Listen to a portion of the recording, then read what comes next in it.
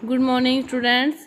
Class 7 विषय अपना विज्ञान और लेसन है 11वां और इसका अपने एक जो पार्ट है पहला स्टार्ट करते हैं। क्या दे रखा है आपको इस पार्ट के अंदर? परिसंचरण तंत्र और इनके परिवहन के बारे में, जंतुओं और पादपों में जो परिवहन है उन्हीं के बारे में आपको इसमें बताया गया है। तो अपने सभी जो जीवित रहते हैं, जीवित रहने के लिए अपने को भोजन की आवश्यकता होती है, जल की आवश्यकता होती है और ऑक्सीजन की भी आवश्यकता होती है। हमें जीवित रहने के लिए भोजन, जल और ऑक्सीजन की क्या होती है? आवश्यकता होती है। और इन्हें सभी पदार्थों को अपने शरीर के विभिन्न अंगों तक फिर पहुंचाना भी होता है। तो अपने ग्रहण कर लिया, अकेला खा लिया, बस ठीक है, आगे पहुंचाने की जरूरत नहीं, ऐसा नहीं है। इन सभी पदार्थों को शरीर के सभी अंगों तक पहुंचाने का कार्य भी करना पड़ता है। और ये कार्य कौन करता है? हमारे शरीर के अंदर पाया जाने वाला रक्त ये सारे कार्य करता है। तो जंतुओं को उन अंगों में जो उत्पन्न अपशिष्ट पदार्थों का परिवहन उस स्थान तक करना होता है जहाँ से उन्हें बाहर निकाला जा सके। तो ये सारे कार्य हमारे शरीर के अंदर संपन्न होते हैं। तो ये रक्त के माध्यम से ही ये सारे कार्य संचरण होते हैं। और हृदय और रक्त जो वाहिनियाँ हैं, हृदय मिलकर और जो रक्त वाहिनियाँ हैं ये मिलकर क्या करते हैं? संयुक्त रूप से हमारे शरीर का परिसंचरण तंत्र बनाती है। और मानव में जो परिसंचरण तंत्र पाया जाता है वो किस प्रकार का है? बंद या खुला? बंद प्रकार का परिसंचरण तंत्र मानव में पाया जाता है। इसके बाद देखो आगे आपके टॉपिक दे रखा है परिसंचरण तंत्र। इसमें सबसे पहले आपका है नाम रक्त। तो रक्त क्या है? एक तरल स्योंजी ऊतक है। रक्त क्या है? एक तरल स्योंजी ऊतक है। ये अपने शरीर के अंदर गैसों का, अपशिष्ट पदार्थों का आदान प्रदान कौन करता है?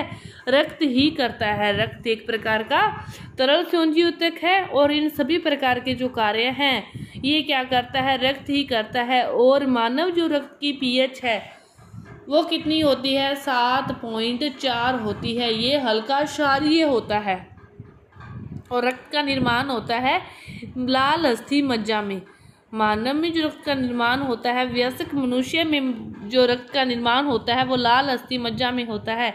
लेकिन भ्रूणावस्था व नवजात शिशुओं में जो रक्त का निर्माण होता है वो प्लीहा में होता है। और सामान्यतः जो मानव है, व्यक्ति है, इसमें जो रक्त पाया जाता है वो 5 लीटर रक्त पाया जाता है। और इसके आगे फिर 2 भाग बनाए गए हैं।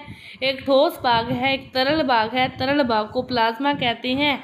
और प्लाज्मा हमारे रक्त का 55% है। प्लाज्मा हमारे रक्त का कितने प्रतिशत है? 55% है।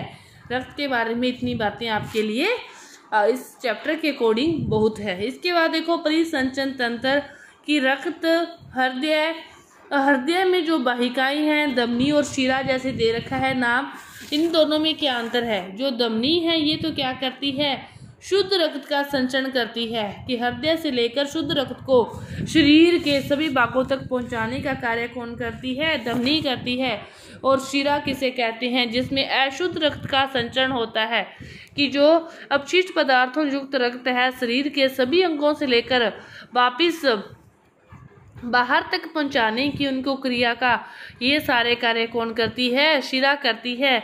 और इस पूरी प्रक्रिया के अंदर मानव शरीर में हृदय से 2 बार रक्त का संचरण होता है, इसीलिए इसे द्विसंचरणीय भी कहते हैं। हमारे परिसंचरण तंत्र को बंद परिसंचरण तंत्र भी कहते हैं और द्विसंचरणीय परिसंचरण तंत्र भी कहते हैं। धमनियों में शुद्ध रक्त, शिराओं में अशुद्ध रक्त। तो शिराएं नीले रंग की दिखाई है और इसमें चित्र में आपकी जो धमनियां है वो लाल रंग की दिखाई गई है। रक्त में इसके बाद देखो तो जो कोशिकाएं पाई जाती हैं वो 3 प्रकार की होती है। आरबीसी, डब्ल्यूबीसी और प्लेटलेट्स। आरबीसी, डब्ल्यूबीसी और प्लेटलेट्स 3 प्रकार की कोशिकाएं पाई जाती है। जो आरबीसी है ये क्या है? कुल रक्त की, जो आरबीसी है ये कुल रक्त का है। जिन कोशिकाएं हैं ये कुल रक्त की 99% है। 99% आरबीसी पाई जाती है। और इस आरबीसी में ही एक हीमोग्लोबिन नामक पदार्थ या हीमोग्लोबिन नामक कोई भी प्रोटीन पाया जाता है। उसी के कारण मानव शरीर के रक्त का रंग कैसा होता है? लाल होता है। ये जो कोशिकाएं हैं ये केंद्रक विहीन होती है। आरबीसी जो कोशिकाएं हैं केंद्रक विहीन होती है और इनकी औसत आयु कितनी होती है? 120 दिन की होती है। आरबीसी की औसत आयु 120 दिन की, ये केंद्रक विहीन होती है और 99% होती है, और इसमें हीमोग्लोबिन के कारण ही आरबीसी का या हमारे रक्त का रंग कैसा होता है? लाल होता है। इसके बाद जो दूसरे प्रकार की है वो क्या है? डब्ल्यूबीसी। दूसरे प्रकार की जो पाई जाती है वो क्या है? डब्ल्यूबीसी है। डब्ल्यूबीसी का एक अन्य नाम है ल्यूकोसाइट भी कहते हैं इसको, और ये क्या करती है? हमारी जो प्रतिरक्षा है, हमारी रक्षा प्रदान करती है, और इसका जो निर्माण है वो किस में होता है? लाल अस्थि मज्जा में होता है। डब्ल्यूबीसी का निर्माण किस में होता है?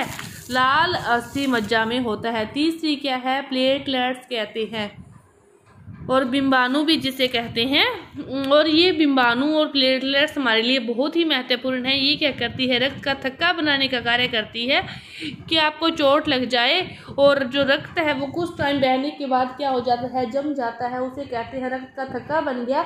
उसी थक्का बनने के कारण ही हमारी जान बच जाती है कि यदि निरंतर ही रक्त का प्रवाह होता रहे, वो रक्त रुके ही ना, रक्त का फिर थक्का नहीं बनेगा, तो फिर वो हमारे लिए क्या होगा? हानिकारक होगा। तो ये जो प्लेटलेट्स है ये क्या है? इन्हें थ्रोम्बोसाइट भी कहते हैं, और प्लेटलेट्स का जीवन है वो मात्र 10 दिन का होता है।